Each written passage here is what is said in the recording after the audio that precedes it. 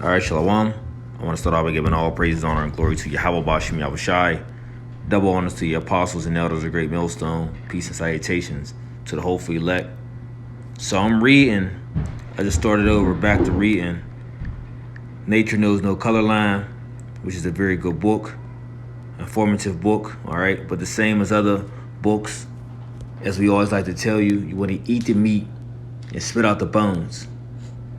Right, so I'm on page 9, and we're going to read down. It says the third instance of color prejudice is to be found in the rabbinical writings. The early rabbis did very definitely and abundantly say that a black skin was a result of a curse. And this is the same narrative that the Mormons push. The Mormons say that having black skin is a curse, when we all know that having leprosy, having white skin, that is a curse. Having blonde hair, having blue eyes, that is a curse, okay? Having blonde hair is leprosy of the scalp. Having blue eyes will be, I believe that will be a recessive gene, if I'm not mistaken. Let's see if I can find it real quick. Blue eyes, I believe that's recessive.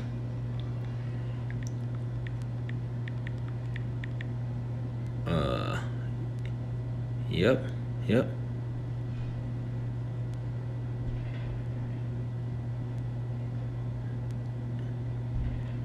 I'm not mistaken, I believe so. Let's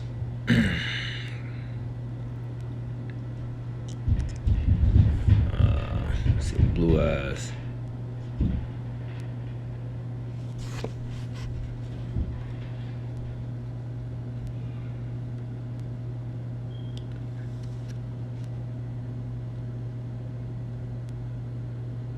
Wow. This says, scientists studying the genetics of eye color have identified that a mutation to be set to a separate nearby gene called HERC2 is the cause of blue eyes. The alteration switches off OCA2, the gene that determines the amount of the brown pigment melanin that we make. Today, around 20 to 40%. They say Europeans, okay, people have blue eyes. All right. And if you didn't know, the original people of Europe were dark-skinned, complected people, which what this book goes into as well. All right. But dealing with the point of them saying, let's read it again. It says, the early rabbis did very definitely and abundantly say that a black skin was the result of a curse. Now, so when you go back to the scriptures, what does it say? It says, Isaiah chapter 8, verse 20, to the law and to the testimony, if they speak not according to this word, it is because there is no light in them. So when you speak according and about the scriptures, you want to make sure these things line up with the scriptures of what you say. And when I read further down, it's going to prove that they're talking and going into about what the scriptures are talking about. But they flipped everything backwards, and they're pushing the wrong narrative, all right? They're pushing false doctrine. Okay, and I'm going to show you why very shortly. Now let's go into the book of, we're dealing with leprosy, right? Showing you the curse of the skin. Let's go to the book of Numbers. Let's do it around Numbers, chapter 12.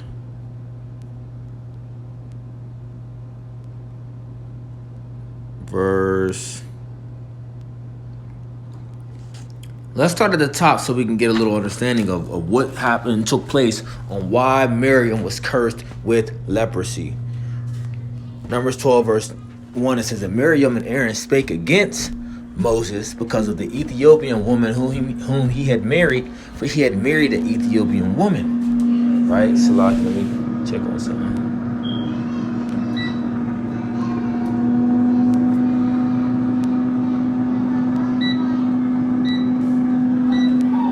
Verse 2, it says, and they said, had the Lord indeed spoken only by Moses?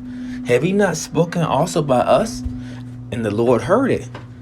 Now the man Moses was very meek above all the men which were upon the face of the earth. And the Lord spake suddenly unto Moses and unto Aaron and unto Miriam, come out ye three into the tabernacle of the congregation. And they three came out.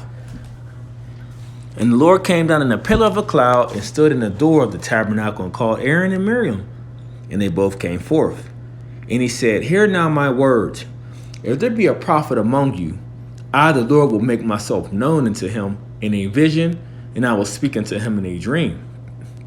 My servant Moses is not so, who is faithful in all mine house. With him I will speak mouth to mouth, even apparently, and not in dark speeches, and in the similitude of the Lord shall he behold. Wherefore then were ye not afraid to speak against my servant Moses? And the anger of the Lord was kindled against them, and he departed. And the cloud departed from off the tabernacle, and behold, Miriam became leprous, white as snow. And Aaron looked upon Miriam, and behold, she was leprous. And Aaron said unto Moses, alas, my Lord, I beseech thee, lay not the sin upon us, when we have done so foolishly, when we have sinned. Let her not be as one dead, of whom the flesh is half consumed, when he cometh out of his mother's womb. Ooh. So even having leprous skin, even having this white skin, so to speak, is almost being to what half dead, as what Aaron said. Right? And Moses cried unto the Lord, saying, heal her now, O Most High, I beseech thee. And the Lord said unto Moses, if her father had put split in her face, shall she be ashamed 7 days? Let her be shut out from the camp 7 days, and after let her be received in again. Okay, so Miriam was separated the camp for 7 days. Why? Because she was not only because she was one half dead, but she was unclean. She was leprous. She had the leprosy put upon her. Okay, so it shows you there's a problem with having white skin, leprosy. Now, the narrative that they push when we go and read chapter 1, and while we're in chapter 1, we go to page 6, go to the bottom of the page. Let's see what E pushed with Edomite supremacy. It says, whiteness of skin has become a symbol of purity, goodness, and fine Christian living. You see, and E have took that narrative and placed that upon himself to say, you know what? We call ourselves white. We are the white people. Well, really, they're red. Their blood shows forth through their skin. And I believe their eyes shows forth from their skin, because they're really red. They're the Edomites. All right, but they push to the world that they are these pure, they are the white, they are the holy people, by putting that term upon themselves, white. And that only took place in the 1600s. It was mentioned during this play around 1613, but it was established, I believe, more like in I want to say sometime in the 1600s. I can't pinpoint it at this moment, but they placed it upon themselves in the 1600s. But it came about, being mentioned around 1613, during a play. Nevertheless, okay, showing you that white skin of what Aaron said. Let's read it one more time. It says, and Aaron said, verse 12, let her not be as one dead, of whom the flesh is half consumed, when he come out of his mother's womb.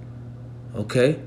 Also, would it say, lay not this sin upon us? You see, so for Miriam back talking, going against Moses, what happened to her? He put leprosy upon her. All right. I want to deal with that word leprosy. Let's just go here. Leprosy.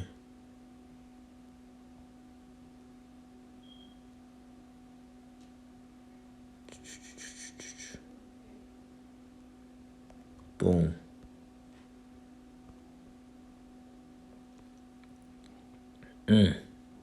See, that's a plague, man. Okay, and you were unclean when you had that plague. So, oh, wait a minute. Found leprous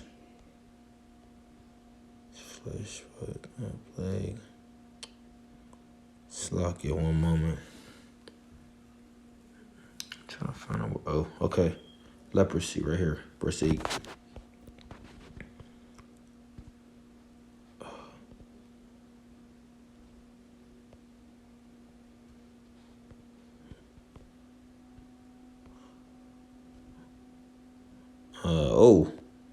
Go ahead. Strong's H, 6883. Tsara'ath. Tsara'ath. It says leprosy in people, malignant skin disease. Check that out. Skin disease. Hey, so having white skin is what? A skin disease. Okay?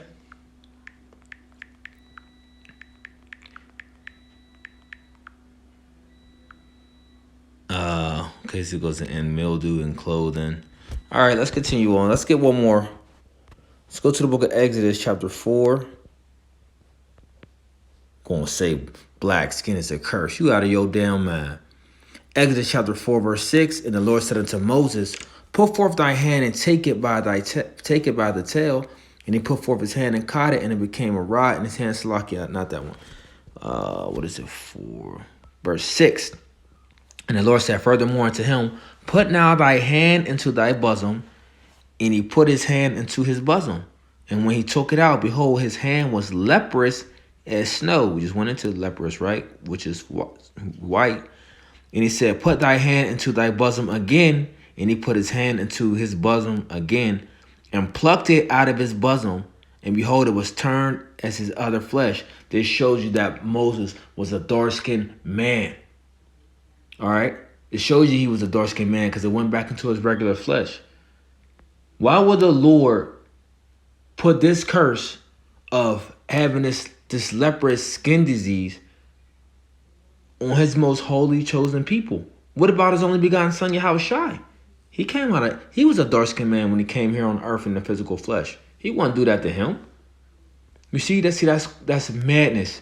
And that's more Edomite supremacy that he is pushing through his textbooks and things of that sort. Okay? So let's read a little bit more. It says, back in Nature Knows No Color Line. It says, so it says the early rabbis did very definitely and abundantly say that a black skin was the result of a curse on Ham by Noah. Okay? You know what? Let's get this real quick. It says, the signs of this curse said certain rabbis were a black skin, misshapen lips, and twisted hair. You see that BS they pushed? You see? And that's a part of that whole agenda that they pushed of saying, of you having a certain hairstyle and how your lips is too big that the Most High didn't like you. Okay? Even back in the day, how white women used to say, we don't want to look like you black women because y'all got big lips or y'all got big butts. Ew. But now look at the Edomite woman now. You see, when I see them in the gym, what are they all working on? They doing squats, they doing legs, they doing everything to try to get that, that back right. But before, as everything was being pushed, y'all got big lips. Y'all hair is this type of way. When really, we got the most beautiful hair on the earth. Because we can style it any type of way. But now with y'all Edomites, with y'all dog, blonde, smelly hair, just straight, you can't even do a lot of styles with that. But nevertheless, it says, the signs of this curse, says certain rabbis, were black skin, misshapen lips, and twisted hair. And you see a lot of them getting lip jobs now because they like big lips. The East E barely got lips on their face. It says the Bible says the curse was placed on Canaan, and this is correct. Let's get that right. Curse B.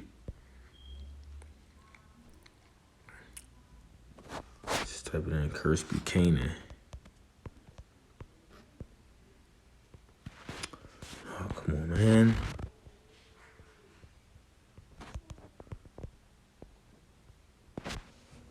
Oh, this shit is stupid.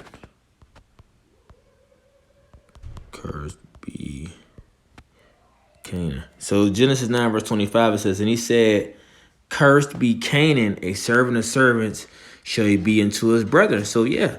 So through Ham, looking at his father Noah's or mocking at his father's Noah's nakedness, what happened? It says, "Curse be Canaan." What the scriptures say, right? But some rabbis said it was placed directly on Ham. This is incorrect. Once again, to the law and to the testimony, if they speak not according to this word, there is no light in them. Rabbi Hujah said he came forth from the ark black-skinned. This would mean that Ham, who had gone into the ark fair-skinned, had undergone this change of color in the only 190 days that had been in the ark. Ham, it appears, had been guilty of some sexual infraction while in there from having intercourse with his wife to sodomy. Oh my goodness, this is outrageous. All right, so let's read down. Boom. Genesis 9 verse 19. These are the three sons of Noah, and of them was the whole earth overspread. Oh, mind you, they were all of dark skin. All right, as their father Noah. And Noah began to be a husbandman, and he planted a vineyard, and he drank of the wine, and was drunken, and was uncovered within his tent. And Ham, the father of Canaan, saw the nakedness of his father, and told his two brethren without. And Shem and Japheth took a garment, and laid upon both of their shoulders, and went backward, and covered the nakedness of their father. And their faces were backwards, and they saw not their father's nakedness. Because the scriptures tell you of not to look on your father's nakedness. Nah. Right, so the scriptures say to look not on your father's nakedness, and this is why Shem and Japheth did what they was supposed to do. Okay. Let's see if this further down.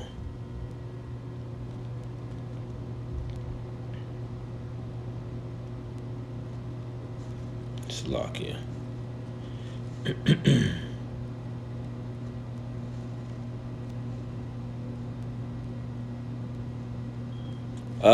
Leviticus 18 verse 7. It says, we'll go back to this. Leviticus 18 verse 7. It says, the nakedness of thy father or the nakedness of thy mother shalt thou not uncover. She is thy mother, and thou shalt not uncover her nakedness. All right, so there you go. Going back to this Genesis 9. And we're gonna end it off. It's gonna be short and quick. It says, and the sons of Noah that went forth of the ark were Shem and Ham and Japheth, and Ham is the father of Canaan. These are the three sons of Noah, and them was the whole earth overspread. And Noah began to be a husbandman, and he planted a vineyard, and he drank of the wine, and was drunken, and he was uncovered within his tent. And Ham, the father of Canaan, saw the nakedness of his father, and told his two brethren without. And Shem and Japheth took a garment, and laid it upon their shoulders, and went backward, and covered the nakedness of their father. And their faces were backwards, and they saw not their father's nakedness. And Noah awoke from his wine, and knew what his younger son had done unto him. And he said, cursed be Canaan, a servant of servants shall he be unto his brethren. And he said, blessed be the Lord God of Shem, and Canaan shall be his servant. The Most High shall enlarge Japheth, and he shall dwell in the tents of Shem, and Canaan shall be his servant. And Noah lived after the flood 350 years, and all the days of Noah were 950 years, and he died. Hey, so look, this rabbi said was completely off. Okay? No, it says cursed be Canaan. Okay? For what Ham done. His youngest son. Cursed be Canaan. Ham wasn't cursed. Okay? You talking about he didn't committed a sodomy act with his woman on side the ark. Okay? Come on, man. This man has got to stop. But I thought I'd just touch on that through the spirit. Like I said, this is a good book to read. It goes into history and things of that nature. All right. But when we get into these other scriptures, or Slakia, when we get to these other books, it's always good that you eat the meat and spit out the bones. And that's a good thing, that you have to be rooted, right, in a roundabout way before you even want to dive in these other books, okay? Because there's always bones within the majority of these books, if not all of them, okay? But see, the Bible's full of meat. Even though it got stumbling blocks and meat where people can't chew if they're not of age, or if they don't, the Lord haven't given them that understanding. Yeah, but these other books, you got to watch how you deal with them, man. Bones all throughout these joints, all right?